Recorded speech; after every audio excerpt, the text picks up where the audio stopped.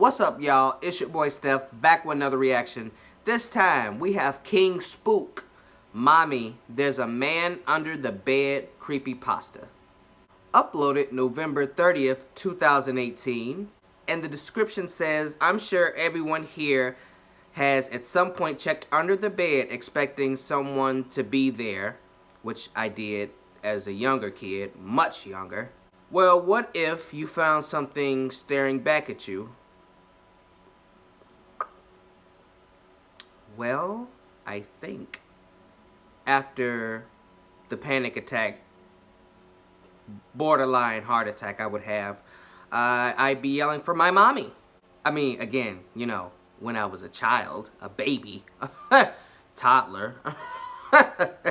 Right now, nowadays, if I were ever to look under my bed and see someone staring at me, if I got that heat, alright, man, I'm gonna give you two options. Story by Keith Myers. Cool. So, that James Matt Animations video I reacted to, 7 scary animated stories. It involves stories created by Mr. Nightmare, Mr. Haunted, Being Scared, and one at the end by King Spook called The Boy in the Body Bag. And from there, I liked his story and I liked his voice. So I definitely was going to check him out like I had said I was. So here's the first reaction to one of his videos. Mommy, there's a man under the bed creepypasta. So down in the description will be a link to King Spook's channel along with the link to this original video so y'all can see it for yourselves. Without further ado, let's get into it.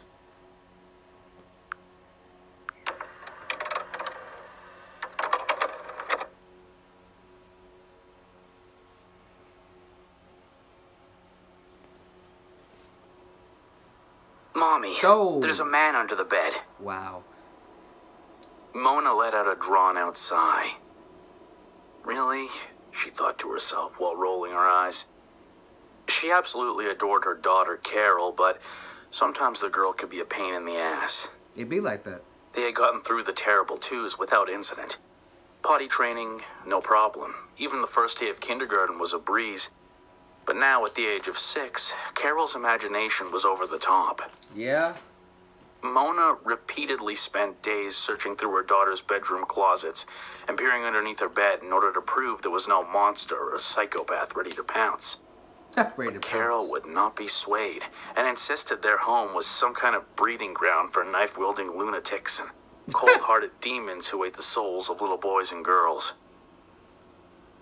Mona's husband, who worked nights and rarely had to deal with Carol's incessant whining, thought it was cute and described his daughter as being overly creative. Because he ain't dealing with it. Mona, on the other hand, found the tall tales about the boogeyman or the creature who lived in the closet annoying, and her patience was running thin. They get old after a while.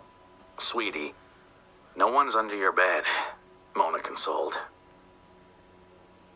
Uh-huh, Carol retorted defiantly, already agitated from being awakened from her nap. Mona slowly lifted herself off the couch, grabbed her daughter firmly by the hand, and performed the nightly ritual of investigating every nook and cranny of Carol's room, as well as searching through the entire house. Finding nothing, of course. The nightly ritual. Hoping this would satisfy the little girl, Mona gave Carol a reassuring hug in the familiar, "Daddy and I would never let anything happen to you," speech, and told her to get ready for bed. The following evening, as Mona sat at the dining room table, sipping on a third glass of wine and attempting to decompress from the stresses of the day, Carol slowly walked up beside her. Before the child could open her mouth, Mona jumped out of the seat, violently, and snatched the girl by her arm and dragged her kicking and screaming into her bedroom. Completely exasperated, Mona tore through the room like a tornado, searching under the bed, the closets, and she even went as far as to empty all the contents from the dresser drawers onto the floor. "See?" she breathlessly exclaimed. "There's no one here. No boogeyman, no monsters, no strangers, nothing. Do you understand?" With tears in her eyes, Carol meekly nodded her head. The fire, which seemed to be a burning hole in Mona's chest, subsided and she began to calm down. "Okay," she replied softly and somewhat apologetically. Get ready for bed, and I'll be back to tuck you in. Again, her daughter nodded and ran towards the bathroom. Later that night, Mona had difficulty sleeping. For hours, she lay there staring at the ceiling fan as guilt consumed her. Suddenly, she bolted out of bed and walked towards her daughter's room. Slowly, she entered, trying not to make too much noise. Carol, clinging onto her teddy bear, was sleeping peacefully. Mona smiled, but her relief began to quickly fade for some strange reason. Without thinking, she approached the bed, got on all fours, and scanned underneath. She found nothing. She then proceeded to quietly rummage through the closet. Again, nothing. Realizing how ridiculous and hypocritical she was being, Mona let out a low chuckle. Guzzling down another glass of wine, which she hoped would help her fall asleep, Mona returned to her room. She plopped back onto her bed, grabbed the remote, and turned on the television set. After 40 minutes of infomercials and late-night talk shows, she was beginning to nod off. Damn it. The remote stopped working. As she pressed the off button over and over again, the television remained on. Irked, she got up, trudged across the room, and literally punched the power switch. Oh, wow. As she walked back to her bed, Mona felt something brush against her ankle.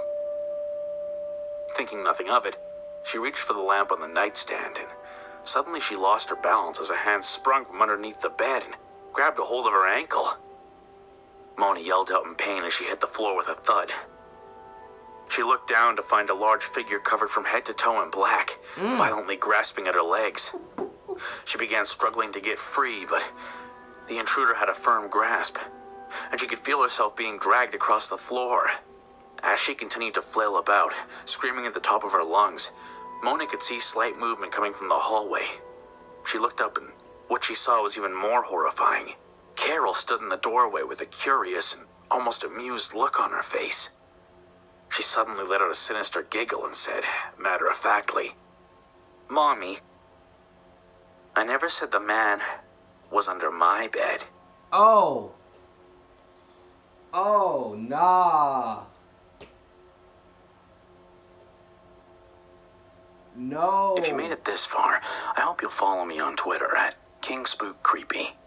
Oh. Also, if you're feeling generous, I'd appreciate it if you donate even $1 to my Patreon over at patreon.com/kingspook. Every dollar helps. The hope is eventually I'll be able to get enough through Patreon that I can do this full-time. Thanks for watching. And of course, I'd like to give a special thank you to my patrons. Thank you, Patrick Kelly. Thank you, City of Dis, Jerry Fairstein, Lecter, Christian Nolan, Jules Latona, Corpse Works, Matthew Jackson, Melissa Lorman, Corey Yoder, Nathan G. Griner, Taylor Fivey, Nico E., Gage Garza, David Harner, Christina Duncan, Deborah Alexander, Amber Tatum, Charles Anderson, Titanic Wiggity Wang, Myelin, April Rose, Dragonfly, Fawaz Alzamo, Shanna Gilbert, The Plague, Cordo Rudent, The Plague? Damn, what the fuck? Wicked That's Star, dark. Jonathan Shane Hill, Amy Simon, Celeste Schmidt, Caleb Doinkies, Alexander Rodriguez, Jennifer, Alex P., Matthew Bergman, Heather Snodgrass, Dustin May, Minister Elena C. Henderson, Daniel Smacala, and Ludatic. Thank you guys very much, and hopefully you'll enjoy the videos I've got coming for December. This is uploaded on December 1st, but you get what I mean. Have a good day. Well, technically, the published date was November 30th, 2018, but whatever. I'm sorry if y'all can hear that. It is raining really hard outside, and it's windy as fuck, so the wind is tossing the rain and blowing it into my window. I don't know if y'all can hear that, but I'm just explaining the noise in the background. Yo, the man was under her bed. Right, now that I think about it, the child did say a man is under the bed, but she was talking about her mother's bed. She never said a man is under my bed. Okay, talking about the child's bed. That's the child saying, you know, you know, there's a man under my bed. She didn't say that. She said, there's a man under the bed. Okay, now I see. Now the title makes sense. Mommy, there's a man under the bed. Okay, I got it. That was a twist ending. That got me. I'll fucks with this. Y'all already know what I gotta do now, right? Man. It's King Spook. Subscribe.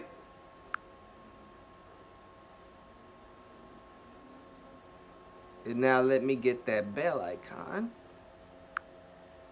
You'll get all notifications. The deed is done. That really got me. Hell no. She checked her daughter's room because she had insinuated that when the child said there's a man under the bed, she meant her bed, not the mother's bed. Damn. Hey, I like that twist ending. Dude, what the fuck? That's creepy as fuck. But nah, if I were to look under my bed and see a man there, oh no, I'm flipping the fuck out. Dude, boy, man, y'all, woo. Man, the police would have to come and take me off of the intruder, because I'll be beating his ass. If I didn't pop him, I'd be beating his ass with that crowbar I keep over there in the corner. I might have to put that crowbar over here right next to the bed though. But it can't be on the floor because the guy would be under the bed. So, I don't know. Fuck, I'll make a place for it, but hell no. That's crazy as fuck. I fuck with King Spook. I love this. I love that I watched that James Matt Animations 7 Scary Animated Stories and I got to hear his voice and know who he was and listen to that story. I love this content, man. I definitely got to react to more videos by him. Y'all already know what's up, though. That is it for this video, y'all. If you like my reaction, like the video, comment on the video, and share the video. And if you really liked it, subscribe to the channel. It really helps me out a lot. And tap that bell icon so you will be notified every time I drop new content, which I do on a weekly basis. That's all I got for y'all this time around. Your boy Steph is out.